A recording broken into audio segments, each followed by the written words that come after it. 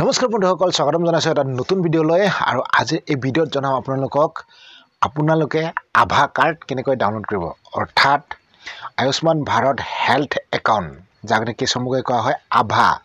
তো সেই কাৰ্ডখন যদি বনোৱা নাই আপোনালোকে কেনেকৈ বনাব আজিৰ এই ভিডিঅ'ত সম্পূৰ্ণ জনাম।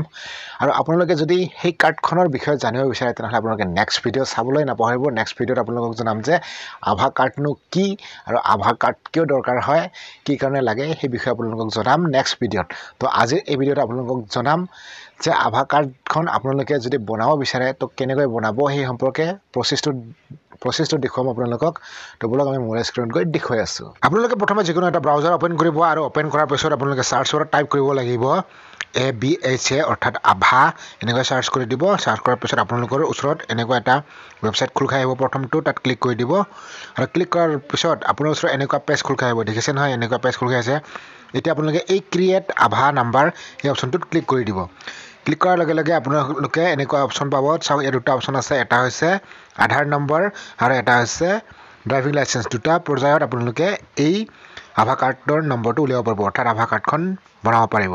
তো এতিয়া মই আধাৰ নম্বৰটোত ক্লিক কৰি দিছোঁ আৰু ক্লিক কৰি দিয়াৰ লগে লগে চাওক, ইয়াত মোৰ 12টা সংখ্যাৰ আধাৰ নম্বৰটো দিব গৈছে। মই টাইপ কৰি দিছোঁ। পোনপ্ৰথমে আপোনালোকেও টাইপ কৰি দিব আপোনালোকৰ আধাৰ নম্বৰটো আৰু টাইপ কৰি দিলোঁ। টাইপ কৰাৰ পিছত তলত এটা পাৰ্মিশ্যন বিচাৰিছে, এই বক্সটোত টিক দিব লাগিব, অৰ্থাৎ আই এগ্ৰী কৰিব লাগিব। তাৰপিছত তলত যিটো নেকি কেপচা আছে সেইটো প্লাছ কৰি দিব। যদি প্লাছ আহে, মোৰ প্লাছ আছে তো মই প্লাছ কৰি দিছোঁ, আপোনালোকৰ মাইনাছ আহিলে মাইনাছ কৰি দিব।